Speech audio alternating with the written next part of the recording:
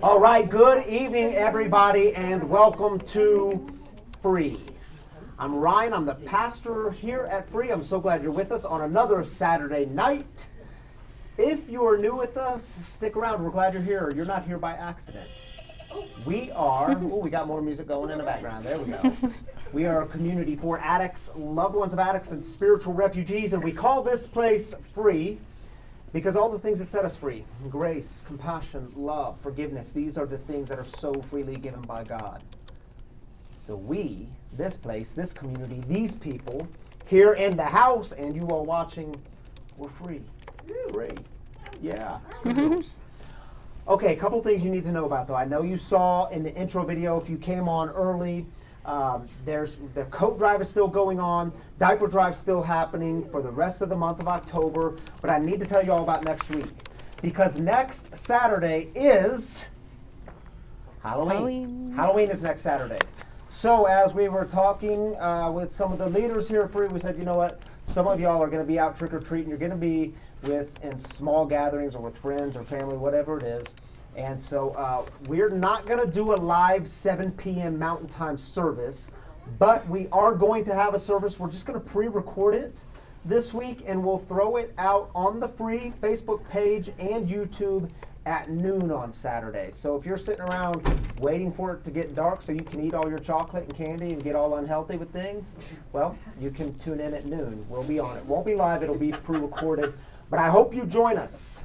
It's going to be good. It's going to be good. We're starting a new series. I'll tell you about that in just a moment. But we're going to begin with a bit of celebrating because it's how we do things around here. We start with celebrations. This is the good stuff in life. This is the... we do this together as a community. We lift these things up together. Maybe it's the new job, the new kid, the new grandkid, the new sobriety anniversary. I know some of y'all are getting sober and staying sober, and we want to celebrate that stuff around here. We invite God into our celebrations because we believe God digs celebrating these joys with us. So I encourage y'all to get vulnerable. let people in, let the community in, because literally thousands of people will be celebrating with you this week. Put it in the comments so we can join with you in the clapping for you.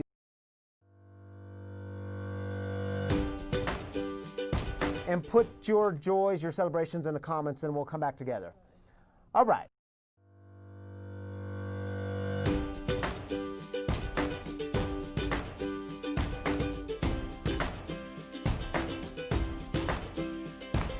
People ask me what my secret is, I just smile and say, follow me. I'm sitting on top of the world, on top of the world. Life's too short not to really live, I got a big heart, I can let you in. I'm sitting on top of the world, on top of the world. On top of the world. I'm sitting on top of the world, on top of the world. On top of the world. People ask me what my secret is, I just smile and say, live for today. I'm sitting on top of the world, on top of the world. The sun came up and I gotta say, see it in a whole new way. I'm sitting on top of the world, on top of the world. Yeah. On top of the world. Yeah. I'm sitting on top of the world, on top of the world. Yeah. On top of the world. Yeah. I'm sitting on top of the world, on top of the world. People ask me what my secret is. On top of the world. I'm sitting on top of the world, on top of the world. Ask me what my secret is. On top of the world. I'm sitting on top of the world, on top of the world. Yeah. Yeah. I'm sitting on top of the world, on top of the world. Yeah. Yeah. I'm sitting on top of the world, on top of the world.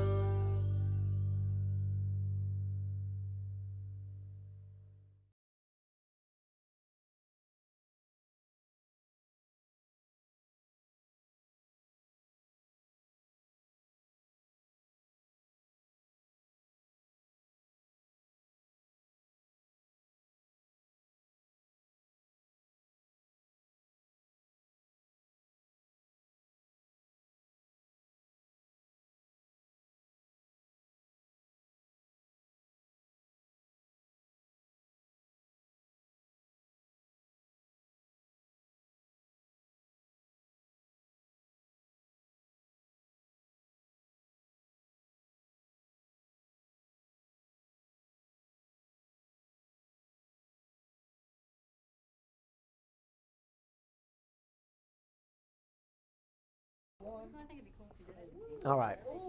Hey, welcome back, y'all.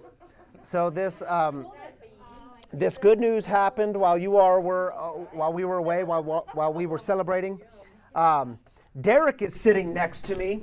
So when we went to the 3 minutes of celebrating, people in the house were sharing their celebrations. Derek walked through the door. I just posted about Derek and Hallie just a little while ago. Thank you. Say hi to everyone, Derek. Hi, everyone. How you doing? God bless. So Derek shared that today he is celebrating 8 months sober. Way to go, D! I couldn't have done without all you and the Akron house, Lex and Amanda, my girlfriend, and God, really. So you don't do this alone. You do it together. Absolutely. Once I figured that out, it got easy. So. And I want to say this because the post I did earlier, Derek texted me earlier this week and he said, hey, do you have any service work you need to be done around here? And by the way, that's not the first kind of text I've gotten from Derek about that kind of stuff. He's always looking for ways to serve. So this place was looking sparkly because Derek and Hallie's over there. Thank you, Hallie. So glad you're here. And man, if you're in the journey of recovery, you know that one of the ways we stay healthy and stay sober is to do acts of service and serve others, to get out of our heads, get out of ourselves. So, dude, I'm so glad you're part of this community. Are you sticking around tonight? I am not. Okay, I thought you just kind of randomly walked. We're 9 months together tomorrow, so we got a date tonight. Oh, go celebrate, man. Get out of here. Go celebrate. So, All right, brother. Glad you're here. Oh, he's going to stick around yeah, for celebrations. great. Celebrate. So I want to celebrate. with others of you, and I hope some of you that shared will share again because we had lots of sobriety anniversaries tonight, which was cool. So, Drew, get us some on the screen. Here's what we'll do. You read one, and then I'll do one. Sounds good. And then we'll go back and forth. That's All how right. Tammy and I do it. Cool. All right. Mike Anderson, celebrating 8 years since my last drink or drugs on this day. Dang. Also that I found freedom Yeah. to help me grow in my spiritual journey. Yes. Way Also to go, found- I Mike. also found free. That's awesome. Glad you're here, brother. You've been a big part of this community, even from a distance. I think Chicago, if I'm right, Illinois. So welcome. Glad you're here. Do we have another one? Free. Danny's away tonight. Drew's running things. So grateful for Drew. Danny is away up in the mountains, celebrating with some friends. So hey, we'll clap for that. Yeah. Hope you're having fun, Danny. Friends are good. Even though he abandoned us tonight. Unbelievable, Danny. Unbelievable. We love you All anyways. right. Elizabeth, then I want to go to someone here live in the rooms. Elizabeth, you want to read this one? Yeah. Elizabeth Scott. Maddie finally called me only because she wanted something, but it was enough to open up a bigger conversation. Baby steps is better than no steps. Hey, That's we're going to awesome. celebrate that. That's good news right there. Does someone want to share that was here? I don't want to put anyone on the... Pam? Yes, Pam. After months, well, I also typed it, but after months of searching, I finally found a new job, and I start on the 9th. Pam is celebrating a new job starting That's on awesome. the 9th. Way to go, Pam. Congratulations. Glad you're here. You want this one? Let's do it. Christy Ruff, celebrating us coming back COVID negative this week. All right, that is a Awesome. celebration. Yes. Congratulations. Kim Johnson says, I recently celebrated 3 years of sobriety. God is doing for me what I cannot do for myself. Grateful for this program, my higher power, and supportive friends. Way to go, That's Kim. awesome. Glad you're on the journey. Glad you're part of this community. While y'all were gone, we've celebrated 4 months of sobriety in the room, 69 days in the room, 8 months in the room, just all kinds of celebrations. We're going to have someone standing in the back, so I want to go to live. Yes, say your name and what you're celebrating. Oh, do you have something, Johnny? I'm just celebrating the fact that I'm friends with you. It's a good celebration. So that's not a good heartache, that's a celebration. He said he's celebrating the fact that he's He friends can with share it me. at the end too if he wants. Glad you're here, Johnny. All right, you want this one, brother? Jennifer Decker, a beautiful day here in the Carolinas. We'll celebrate that. Thank you for sharing that with us. Marion Billington, my grandma. Sherry brought 3 of my favorites today, orchids, chocolate, and tomatoes. That is the oddest mix I've ever heard, but I'm glad it's your favorite. Made my day. Love that girl. Well, thank you for sharing that with us, Grana. We call her Grana. She's my Grana. Is that all right? Yeah. Thank Here you, we go. Grandma. Let's celebrate that. Thank you for sharing that with us. Robin Peterson. From YouTube. So she's joining us from YouTube. Awesome. YouTube. Yeah. That's really awesome. My son Ben and wife Akane welcomed a new baby boy, my grandbaby, Luca, on Thursday. He has a big sister, Emma, to welcome him home. They live in Osaka, Japan. Osaka, All right, right? Osaka. Yeah. Hey, congratulations. So cool. It's awesome. Tawny's in the house. Tawny was baptized last Saturday. If y'all join us, 84 days sober. How about that? And she's got a new sponsor. She let us know last week. Congratulations. Proud of you, Tawny. Jane Hillson, how do I say that? Yeo? We just call her Jane. Jane it is. Grateful? Jane it is. Now I know. Grateful to share my love of Poetry Monday, teaching a class to senior students via Zoom through COVID. I'm guessing that's COVID. Kavod. I think, correct us if we're wrong, Jane, kavod, which is an ancient Hebrew term, which means something has weight to it, the weightiness of something, the significance of something. If you meant to say COVID, but that's how you spell kavod, the ancient Hebrew term. I'm assuming that's what she means. We're going to go with that. That's cool. We're going to go with I'm that. guessing that because mine didn't sound good at all. So that has a lot All more right. meaning. Congratulations, Jane. That's awesome. All right, guys. Cool. Hey, Well, thank brother, you again. for Thanks being for with having me. tonight and Any randomly service walking work? through the door. Service work. Be selfless. Help others. It works. So It does work. it'll dude. keep you sober. Tyler, you too. Thank you. Love you guys. God bless. All right, D. Glad you're here, bro. Thank Scoot you. over just a little bit. I don't. You All can right, y'all. unclip It's always that. so All fun right. to celebrate with you. Thank you for joining in our Thank you for celebrations. doing that. You're welcome. That was awesome. I Thank you like for the this shirt. opportunity. Looks good. Did you get your Here's shirt what we're going to ready? do. We're going to jump into our new series, and here's what we're doing. A 5-week series. For the next 5 weeks, We'll be in this series called Things Jesus Never Said. 5 weeks here. Here's a little video, 30 seconds. Take a look.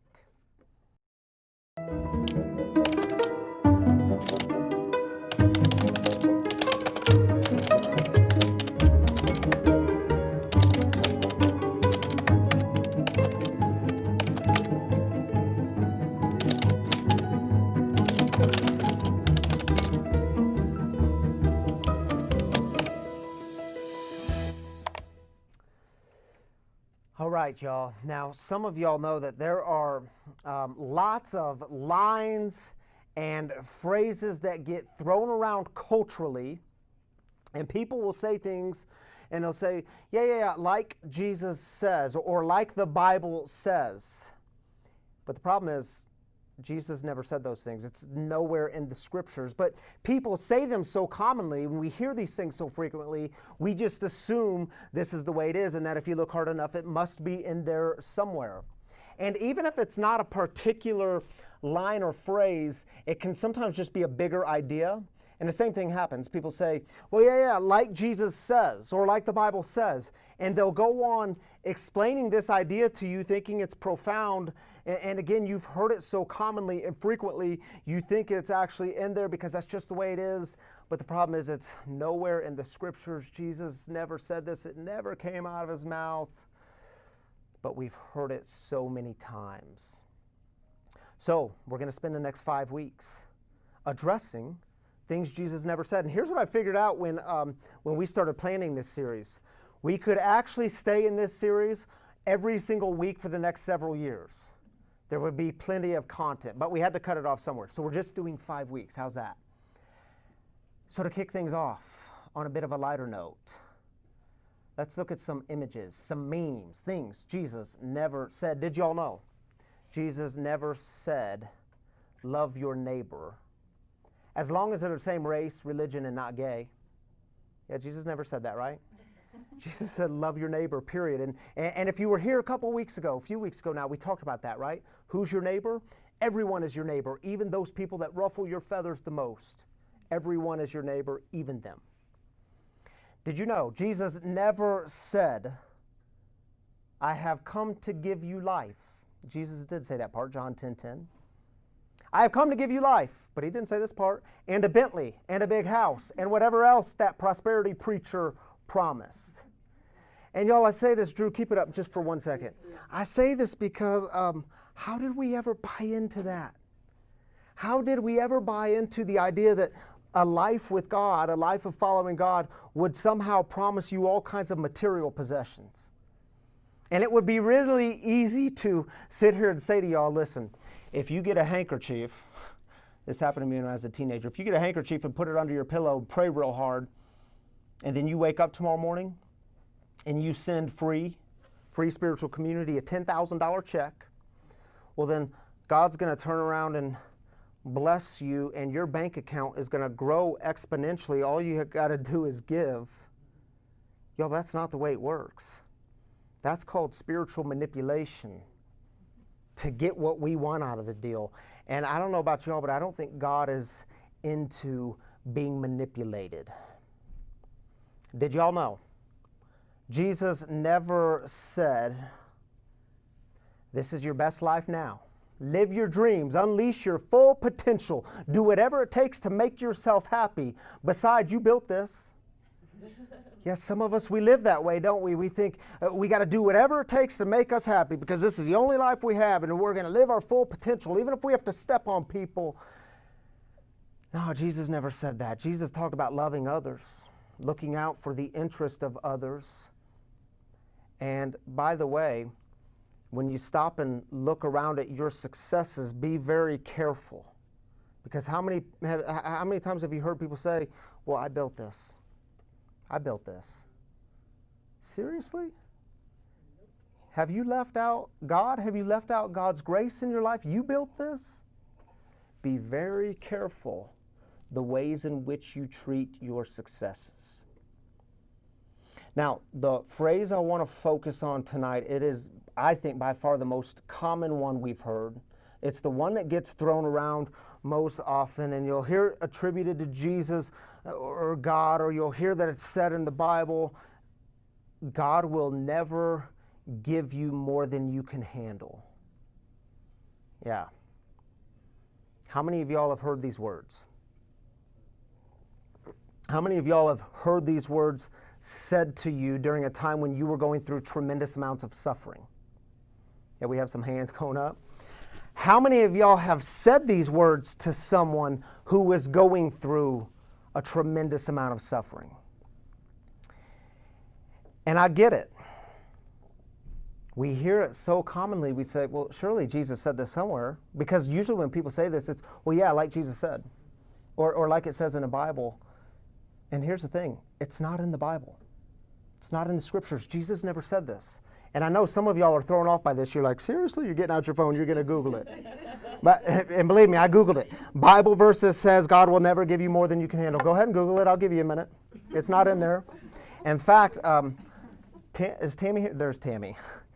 Tammy gave me permission to share this because a few weeks ago when we were talking through this series and I came up with the themes, we were sitting out on the back patio and I was showing her the themes and she's like, yeah, I like them. But this one, I mean, Jesus said that one though, didn't he? I mean, this one's in the Bible, isn't it? No, we looked. It's not there. But we so commonly hear it. It's something so common. And now I should tell you, there is something in the Bible about God being faithful and you not having more than you can bear. And we're going to get there in just a moment. But I think we say this phrase to people, God will never give you more than you can handle, when we're trying to in some way relieve the tension. When we're trying to in some way bring some comfort to someone who is going through some suffering. But see, the problem is, these words, this phrase, it oftentimes ends up creating more pain and more shame. Because if you've ever been there, if you've been going through a hard time and someone says, whoa, God will never give you more than you can handle, and you're saying to yourself, man, does this person get it? It feels like I'm sinking. I can't handle this, but why can't I handle it? Maybe I should be able to, and maybe I'm just not following God right. Maybe I'm just not good enough. Why can't I handle it if they're all telling me that God's not going to give me more than I can handle? And maybe in those moments where people are shouting that at you, maybe Jesus, God, is whispering to you, yeah. In this life, there will be times when it feels like you are absolutely drowning. And by the way, Ryan, if you could handle it all, you wouldn't need me, would you? And by the way, Ryan, you're not the one who holds all the power. And Ryan, remember that I am going to be with you in all of it, but you have to also know there are things in which you do not know. You can't see everything. More will be revealed. But see, how did we get so confused? I mean, how did we get so confused on this? How did we let God will never give you more than you can handle? How did that begin to take root?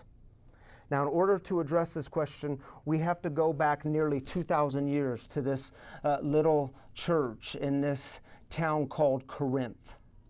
Now, the Apostle Paul, he started this church, and then he left and he went and started other movements. And the Apostle Paul wrote letters to this church. And in the first one that he wrote to them, he reminded them that all people are going to be tempted. And that sometimes we will choose to do the wrong thing. Because we have choices. Now, Paul's warning is tied to the reality of temptation. And here's how he says it. It comes from 1 Corinthians. Chapter 10, verse 13, one verse.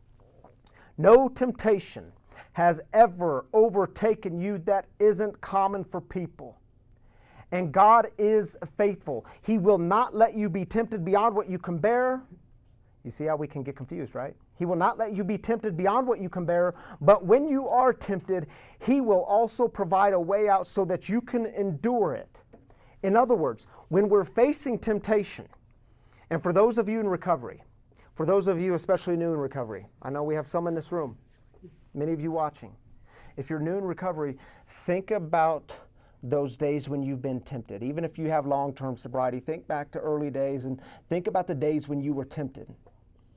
Well, we have some choices, don't we? I mean, we've been given free will.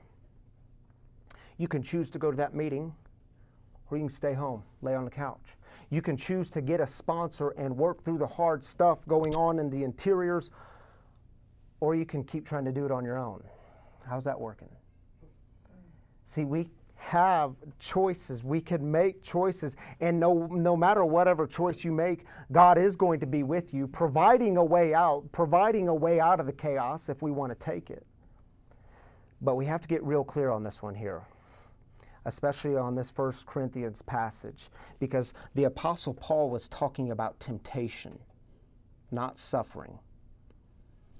When it comes to temptation, you have some choices, free will. When it comes to suffering, you don't always have a choice, do you? Sometimes life throws hard things at you. You know, when I was, and many of you know the story, when I was almost 19 years old, my brother Brandon was killed in a car accident. He was an addict, an alcoholic. He relapsed, and in that relapse, he got behind the wheel of a car and crossed over the center line, and he was killed that night. And see, I say that because I can tell you, I remember people saying to me at the funeral, and the weeks after the funeral, and the months after the funeral — he was 3 years older than me, by the way — people saying to me, well, don't you worry, God will never give you more than you can handle. And look at you, you must be strong because God will never give you more than you can handle. And I wanted to say, are you serious? Do you know what this is like? I can't handle this. It feels like I'm drowning.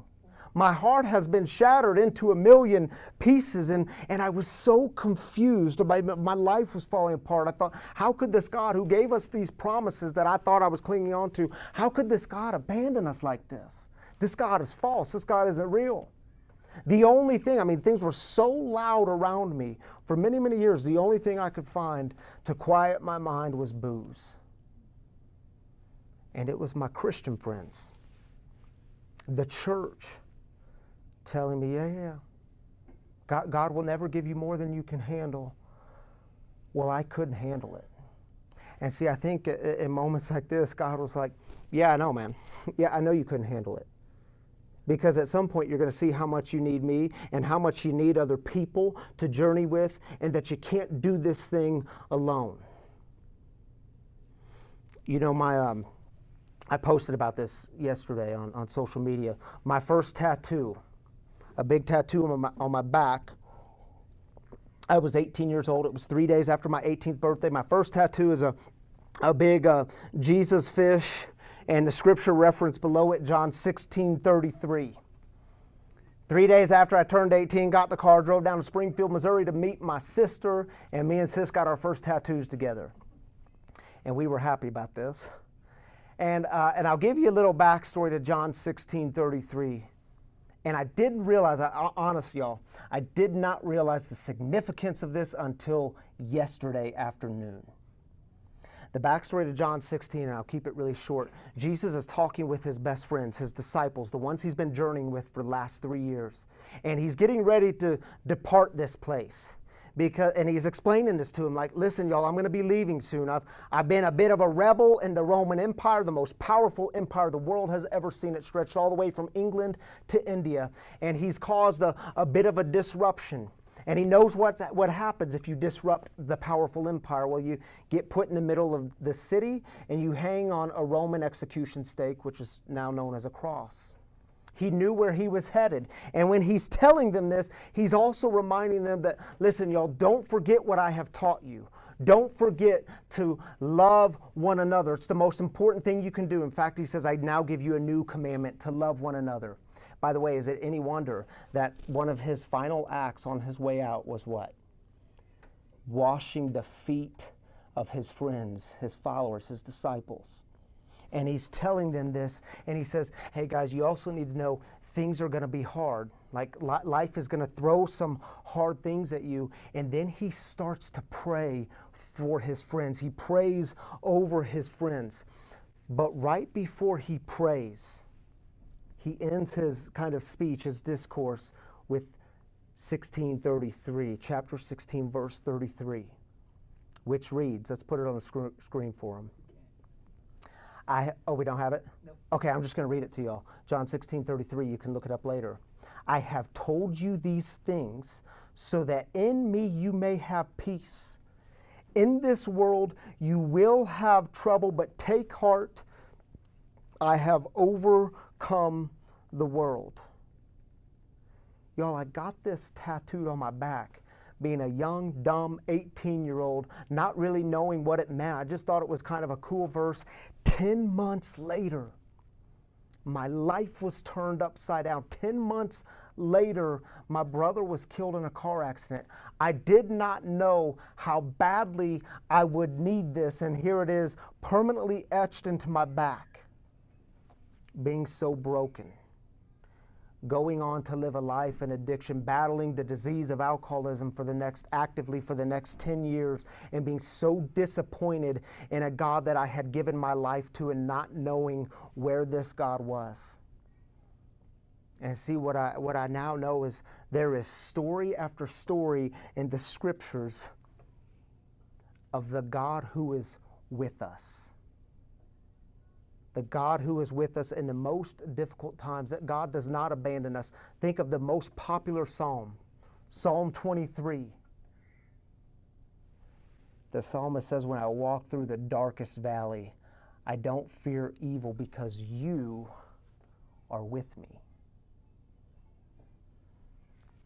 You know, this is another point on which we've got to have a great deal of clarity on. Because if you are going through some suffering in your life right now, we have to know God isn't giving us this suffering. God isn't punishing you for something that you've done. God isn't getting you back. God isn't trying to teach you a lesson. God isn't testing you to see if you'll somehow be faithful. If God is that sick, if God is that much of an egomaniac, count me out. I want nothing to do with that God. God does not go around the world causing suffering. But my brothers and sisters, you also need to know God goes through the suffering with you. It took me years to get this. I thought God was punishing us. I thought God was trying to teach us a lesson. But what I know now is God did not cause my brother to get drunk and then get behind a wheel and then cross over the center line. God had nothing to do with that. But in looking back, I can tell you story after story of the God who was with us. In that moment, in the months and years ahead, how God was with me even when I was right in the center of my battle with my own alcoholism. Yeah, God was there. Because God is always there. In every single moment. You see, if I could handle it all, I wouldn't need God. I mean, why would I? Why would you? If you could handle it all, why would you need God? You can just do it alone. See, I couldn't do it on my own. It took me a long time to learn that. It's the beauty of, for those of you 12-steppers in here and watching, it's the beauty of the first step, admitting that your life has become unmanageable. My life was completely unmanageable. I'll close with this. The world is going to throw some hard things at you. You're going to go through some hard stuff. That's the way it is. But when we become aware that life will give us more than we can handle, and when we come to grips with this, in my experience, we get that great promise that God is faithful to meet us in the mess, in the pain, and in the brokenness. What does Jesus say? Not God will never give you more than you can handle. But he says, I have told you these things so that in me you may have peace. How many of y'all need some peace? I have told you these things so that in me you may have peace. In this world you will never have trouble. That's not what he says. In this world you will have trouble, but take heart. I've gone through it all. Everything you're going through, I've gone through it all. I've been there, done that. Take heart. I have overcome the world. So here's what I want to do. I want to take just a couple of minutes and play a song for y'all. No, I'm not going to play it. It's a song, pre-recorded song. This song is, man, I love this song. It's one of my favorite songs. I want you to take a moment and sit in some reflection. This song is called God Is. It's by a band called the Outer Banks. And I want you to reflect on this question. And feel free to put it in the comments for us. Let the community in on this. Who is God to you? One sentence, one phrase. Who is God to you? Is God the one that's punishing you? It's getting you back, teaching you a lesson? Or is God the one who is with you? Who is God to you? That could be a really healthy exercise. Say it in one phrase, one sentence. Put it in the comments. And we'll hear this song together. Take a moment of reflection. Then we'll come back for our guest storyteller. God was never angry, God was not against me, God was never far away. God's not disappointed, God's not keeping score, and God's not judging my mistakes. God is light, God is love. Do not fear, for God's with us. God is good, God is grace. God will never hide her face, 'cause God is.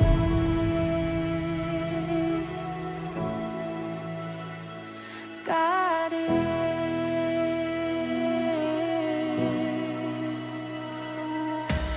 God was never angry, God was not against me, God was never far away.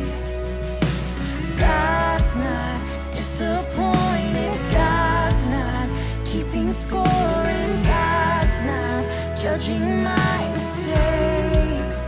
God is light, God is love. Do not fear, for God's with us. God is good, God is grace. God will never hide her face, 'cause God is.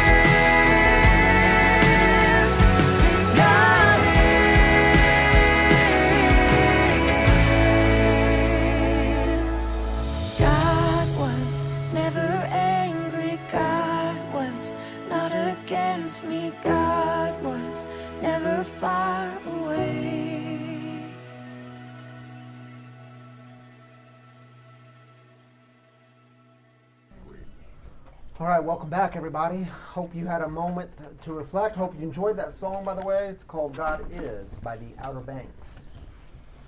I want to introduce you all to our guest storyteller. I'm so glad she's with us tonight. I think y'all are going to be glad as well. Her name is Lori Freeman. She is a certified grief recovery specialist. Now, lots of people in this setting, we know about addiction recovery. Tonight, we're going to talk a bit about grief recovery. And this all has everything to do with life giving us more than we can handle. Lori, she's going to get more into this story, but just to give you the high level, if you didn't see it on social or if you didn't see it on the email, and I won't say all of it, just a couple of points. It was 10 years ago that her son, her only son, died by suicide at the age of 19. 7 months after that, her husband of, I believe, 32 years, is that right, Lori? 32 years? Died by suicide. And then just 5 years ago, was it? Just 5 years ago, her only daughter died of an overdose. Talk about life giving us more than we can handle. But I want y'all to hear some of her story. And, you know, she's not only in that category of being the loved one of an addict, but also a spiritual refugee. I want to hear how she had this experience of becoming a spiritual refugee and what she's doing in her life now. So y'all please welcome with me Lori Freeman to the house. All right, Lori.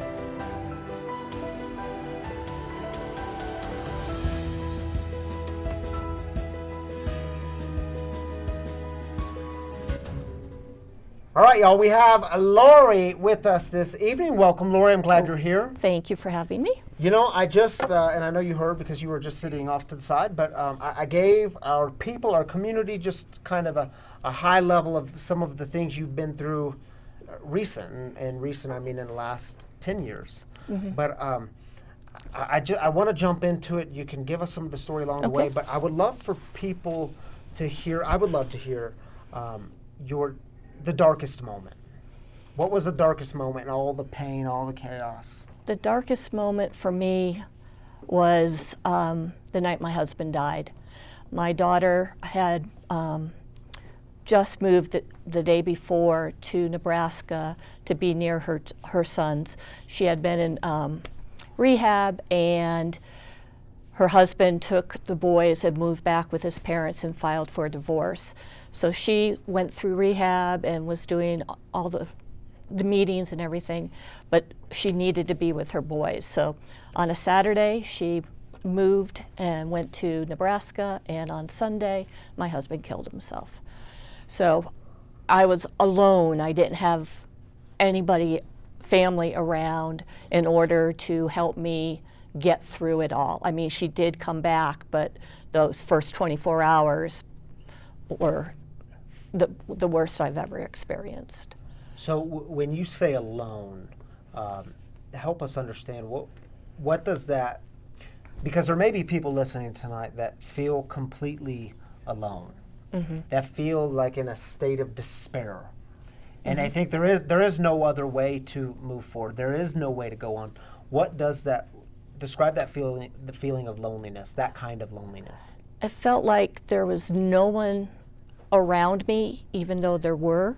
I just felt that it was just me having to figure out what to do with my life. I mean, I knew I had God, but I didn't have my family around me, and I felt like I didn't have any close friends. I just felt like it was a big empty void that I was sitting in, and I couldn't figure out how to get out of it for quite a while. Yeah. And that, I'm just thinking in that period of time, you lost everything that was close to you. I lost my entire family. Your entire family? I did. So tell us, I know when we met, you were telling me a little bit about your experience in the church. So after your son died by suicide, you got active in a church. I did. That was, I think you said it was, you were active in the church for 8 years. For 8 years. And this is important, especially for this community, because we say we're a community for spiritual refugees. And we describe spiritual refugees as people who feel like they've been kicked around by religion. They had a negative experience in the church, and therefore in recovery from religion, really. And so you described yourself as having an experience that really made you feel like a spiritual refugee. And I was just wondering if you would explain that to this community, how you felt like a spiritual refugee. What happened? So I got involved with the church, having to find someone to do the service for my son, and really fell in love with the whole community. I felt a part of it. I felt welcome every time I showed up. They did the service for my husband. They did the service for my daughter. I volunteered. I really felt a part of a community. And so I had gotten into the grief recovery, got certified in it, and I wanted to bring it to the congregation. So I went to the lead pastor, and he was, so supportive and really wanted it to happen, but I had to go through the pastor that did groups. And for some reason, he had heard that I had seen a medium, and the whole thing about the medium is the devil and all this, and he never said it, but implied it, that I was a bad Christian, I was not a good person because I had done that. I had went and sought out evil, and that I just wasn't good anymore. And I mean, it took my breath away. I mean, I could still feel the feeling of like my stomach dropping to the floor. And I said, let me say what I think I heard that you said. You're saying I am not a good Christian. And he just sat there and kind of went, and it was like, oh my gosh, I can't believe this. So I left the meeting knowing that bringing this program to people who are grieving at that church was never going to happen. And it felt like another death. I mean, I had to process it and deal with it for about 3-4 weeks before I took this program and worked it on the loss of the church. And sent the letter off and never heard a word back from either pastor. And so it was like I lost the community. I lost a family. And just that hollow, empty feeling that you're not part of something that helps you serve and helps you help the community and help yourself. I realized that in my life, and I think we realize in this community too, that we have the power to sit with people and try to convince them, persuade them. I want to convince you to see things my way. Or we can, and usually what happens when we do that, we fill people with shame. We have a way of making them feel, like you said, not a good Christian, not a good person. And all that does is fill people with shame. I mean, that keeps people away from God. We can do that work, or we can journey with people. And we can truly be on the journey, even if we see things differently, even if you don't agree. I mean, we can still journey together. Right. It's why we say in this community all the time, in this community, we do not do shame, because shame doesn't work. It doesn't transform you. It doesn't transform the heart. We don't do shame. It never works. And I'm just thinking and hearing that it must be difficult having a relationship with God, loving God, but also kind of this risk of stepping into the doors of another spiritual community. What's that like? I believe in God. I feel Him around me all the time. But I'm afraid to go into another church and have a man or a woman, of whoever pastor is, and do something like that to me again. I mean, when my son was born, we started going to church, and because he had not been baptized, then a 2-year-old was going to hell. That was another reason to walk out of a religion. But that it is. It's you're fearful to go in and get hurt and shamed again. Yeah. Any message that says anything other than God is love is a message we need to get away from. Right. It's a message. It's a message the church needs to let die. God is love. Period. Yes. I'm reading some comments going along. By the way, if you all have questions for Lori, she will engage with you throughout the evening, and I'll try to. If you have questions for her, I'll try to get a couple to her now. But people are saying sorry for that experience. Gina said so very sorry. I'm so very sorry you had that experience. Thank you. That's a tragedy, given what you were going through. Yeah. Sorry that happened.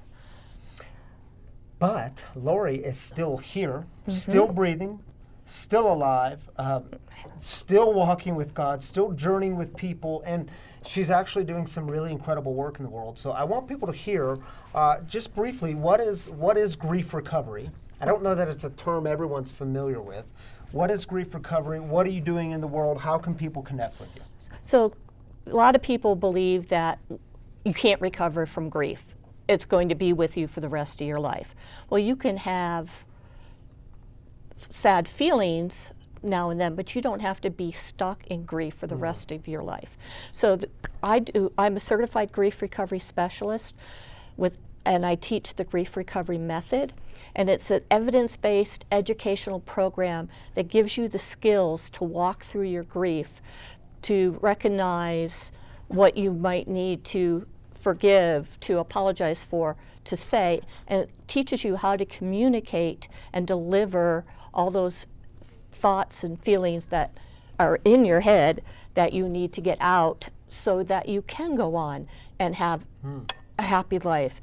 And you'll be sad now and once in a while, you know, an anniversary or whatever, but it allows you to remember fondly that person, or you know, it's not just a death or a divorce. It could be, you can do this program on a job, I have a person right now doing it on their body that's giving them, you know, not making them feel well. So you can, with you working the program, you can say goodbye to the pain and to, you know, coming to terms with those lost hopes, dreams, and expectations that you have for a relationship. How many? So is this a weekly thing that you do? It's Is it a weekly course? It's a 7-week program. Once a week, you have reading, and you know, we talk about all those myths of grief and the things people say. God won't give you more than you can handle. It's fun. In grief, people say the dumbest things, don't they? Oh, I mean, oh my gosh, we're trying yes. to be helpful. We try to help one another out. We Oh, say the you're most lucky. harmful, dumbest things we think of. Well, you're lucky you still have your daughter. Yes. Oh my goodness. Or how many children do you have? Well, I have 2 and one's in heaven. And then they walk away from you. Yeah. Yeah. They can't handle it. And again, I think we say those things because we're uncomfortable, so it's a way to relieve the tension. And we're not taught how to help someone who is grieving. Yeah. We're Yeah. not taught to just sit and be with them. That's it. We're not taught to just walk that journey with them. Yeah, to sit with people in their pain. You know, someone will correct me on this, and feel free to correct me, but again, it's an ancient Hebrew term. I think they call it sitting Shiva. Shiva? Shiva. Oh, thank you, Pam. I'm glad you're sitting Shiva. When you just sit with someone in your pain, you don't try to offer all the words, all the unhelpful comments. Right. You sit with someone, and it can often be uncomfortable to sit in people's pain. It does something uncomfortable to me, but there's something healing and profound that happens Right. when I just take the time to sit. Don't try to figure it out. But just A grieving person's not broken. They don't need to be fixed. They just need to be heard. Yes. Oh, They my just goodness. need to be heard. Someone put that in the comments, tweet that out. You know, and another thing I learned in grief, and I'm sure you guys cover this, that I so badly wanted, and I hear people say this, I so badly wanted life to go back to the way it was. Life to go back to normal. In fact, we're experiencing that in this pandemic, aren't we? I just want life to go back to normal. What is normal? Life is not going to go. I know that's what we want. After my brother died, I so badly I just want life to not hurt again. I want it to go back to normal. It's a new normal. It never goes back to the way it used to be, but it can be good again. Oh, it can be beautiful. It is beautiful. Yeah. I'm grateful. I'm happy. I love getting up every day. I've got grandchildren. Life is good. And going through the 2 suicide losses, you find out who your true friends are, because a lot of them just kind of step away from you. And new friends come in that have gone through what you've gone through. Yeah. And that's the silver lining to having all this, is the friendships and the love that I've gotten. Yeah. Beautiful. So when is the next course? When do you set these up so Right often? now I'm doing just one-on-ones. Okay. Just because the space that I have is not really large enough for a large group. Yep. So anytime, just give me a call. How do people connect with you? You can- Website, email, Facebook, Insta, Snapchat? No Snapchat, I haven't figured that one out. Just getting into Instagram, but Facebook, my website, you can get my website, my email, and my phone number. All right. Yep, anyway. Thank you so much for being with us, Lori. Thank you. Anything I left out? Anything you're No, I might call a burning desire? Anything you want to say No. as you leave with people? Nope. Just thank you for having me here. Yeah. I hope you come back. And we even talked about Lori using some space to lead a group here. So we'll Yeah. talk more about that. Yeah, it's in the definitely. I making. would love to do that. I love what I do. The transformation that I see from the people that I've worked with is tremendous. Yeah. Well, thank you so much for being Thank here. you. If y'all have questions, put them in. And remember, I hope you're hearing it in her story. We do not do shame here. If you are watching right now and you're going through a tremendous amount of suffering, you're going through something hard, because life is going to throw hard things at you, know that you don't have to do it alone. Right. No, and I know I said it, but I need to say it again. Know that God is not punishing you. God is not against you. God is for you, and God is love, and God is walking with you through the dark valley. I truly believe that. There's story after story in our scriptures. You all tell these stories. God is with you, and God is love. So I hope you heard that tonight. I hope you keep hearing it. Thank you, Lori. Thank Will you. you interact with people on Facebook? Okay. I will. So if you've got questions, ask them. She'll join the thread if y'all got questions, and you don't have to do it like right this moment, but at some point this evening or even Okay. tomorrow morning. Okay. Thank you, Lori. So good to Thank have you. here. Thanks. Bye-bye. All right, y'all. It is that time of night where we are going to move into the heartaches together. Yeah, we actually do that around here. We don't just celebrate together, we do the hard stuff together. And I say this every week. We have a prayer team that prays with you and for you throughout the week. We try to connect with you throughout the week. If you drop it in the comments, drop the burdens that you're carrying, the heaviness that's happening, because you can't walk this stuff alone. I hope you heard that message tonight too. We've got to walk this together. The burdens are too heavy. And we bring these together in community, one, to walk it together, but we also believe that God joins with us. God always hears the cries of the people. So take 3 minutes, get vulnerable, let the community in on the heaviness you're feeling so you don't have to carry it alone. We can do it together. All right, y'all, take 3 minutes.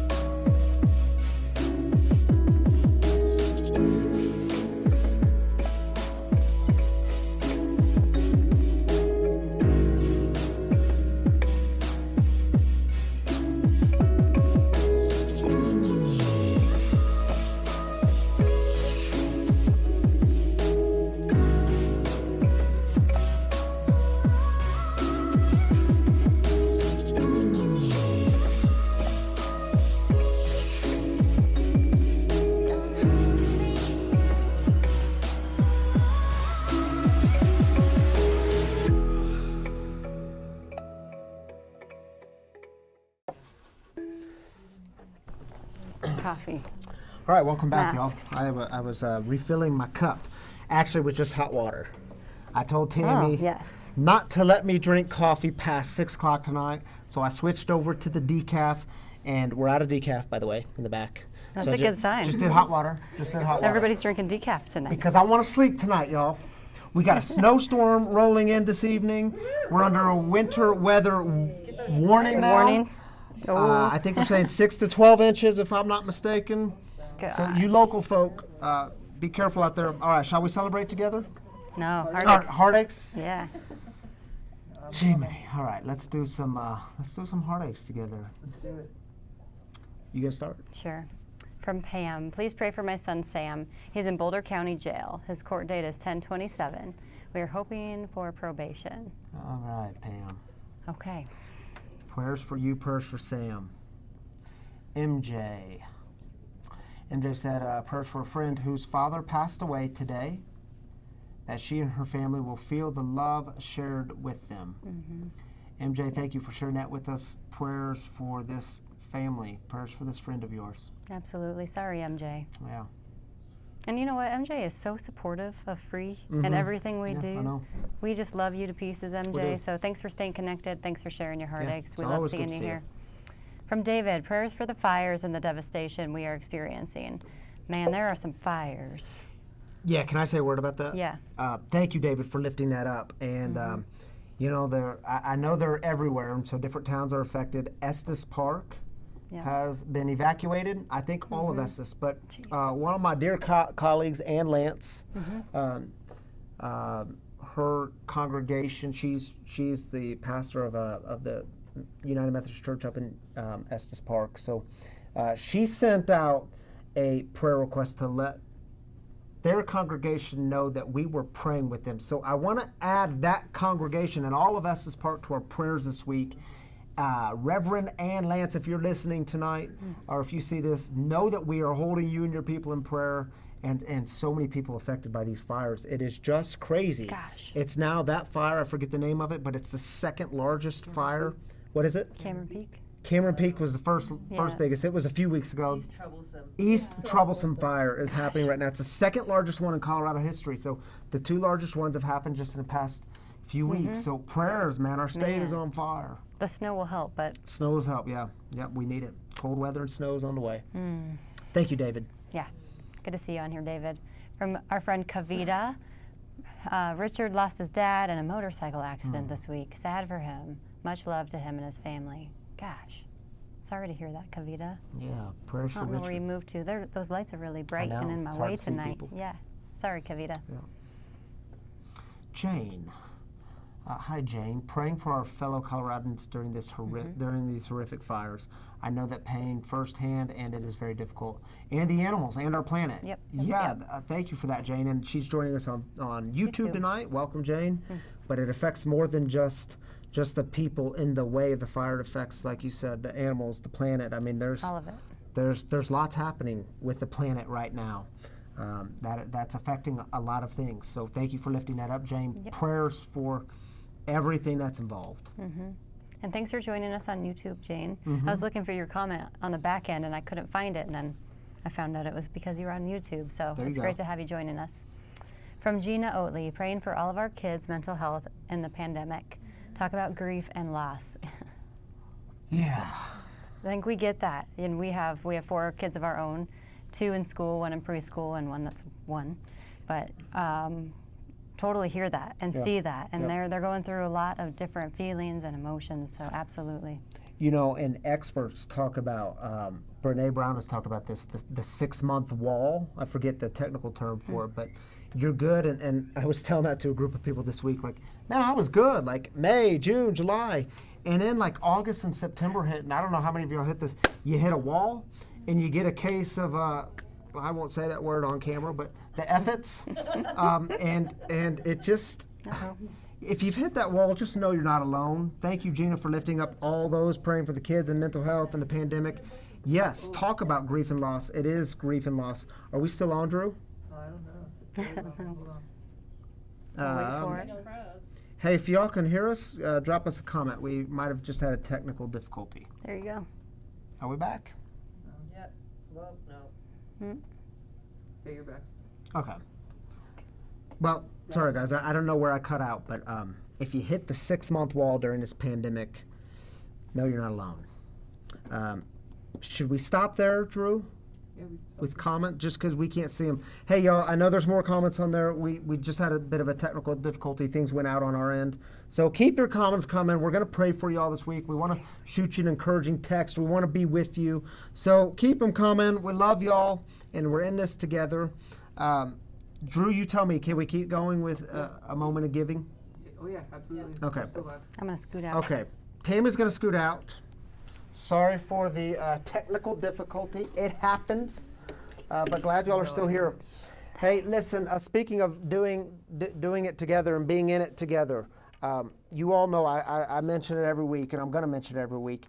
The central image here at Free is a wagon. It's been the central image since day one. It was with us in the backyard since we started, and a wagon for us represents movement. It also represents forward movement that we do together. That if you fall off the wagon, and I'm not just talking about sobriety and recovery, I'm talking about some of y'all that fall off the wagon of life. If you fall off the wagon, we don't, as I said, we don't do shame here. We don't kick the wounded. We try to stop the wagon and pick you back up because we know where we're headed, and we're headed to places of connection, spiritual connection, recovery, healing. That's why we're the wagon. Now on the wagon, which is right in the back corner where Jason is sitting, we have a donation box that sits on the wagon. And truly it is your generous giving that keeps this ministry, this movement going. It keeps the doors here of Free open, yes, on a limited basis because of COVID, but it keeps this thing moving forward. And y'all, we are moving forward. I hope you know that. Good things are happening here at Free Spiritual Community. And truly, I tell you this, your generous giving makes a big difference here. Yeah, and it doesn't matter what the amount is, you're giving, and I hope if you call this place home, if this place is your home, I hope you engage in that spiritual practice of giving, and I know so many of y'all do, and thank you, thank you, thank you. Let me just close with this. There's 3 ways to give in this community, and the first way is simply by going to the app. And you can download the app, hit giving, and it takes you through the instructions. It's safe, secure, simple. The second way is by going to the website, freespiritualcommunity.com. You can give there, easy, safe, simple, secure, or you can text the number that I believe is on your screen now. Text the number, text Be the Wagon, and it'll walk you through some instructions. So if you do that, you'll be furthering the mission, the message, which is to create space for healing, recovery, and spiritual connection for who? Addicts, loved ones of addicts, and spiritual refugees. So glad you all were with us tonight. So grateful for each of you. I want to close in a word of prayer, so I invite you to take a moment, take a deep breath, quiet yourselves, open your hands, and let's go out with, which prayer shall we go out with? Lord's Prayer is on the screen. Let's go out with the Lord's Prayer. It's on your screen. If you don't know the Lord's Prayer, it goes like this. Our Father, who art in heaven, hallowed be thy name. Thy kingdom come, thy will be done, on earth as it is in heaven. Give us this day our daily bread, and forgive us our trespasses, as we forgive those who trespass against us. And lead us not into temptation, but deliver us from evil. For thine is the kingdom, and the power, and the glory forever. Amen. All right, y'all. Life does give you more than you can handle. And that's okay. That's okay. God goes with you in all of it. You have a community to go with you in all of it. So I hope in knowing that this week, may you experience some grace and peace along the way. We'll see y'all next time.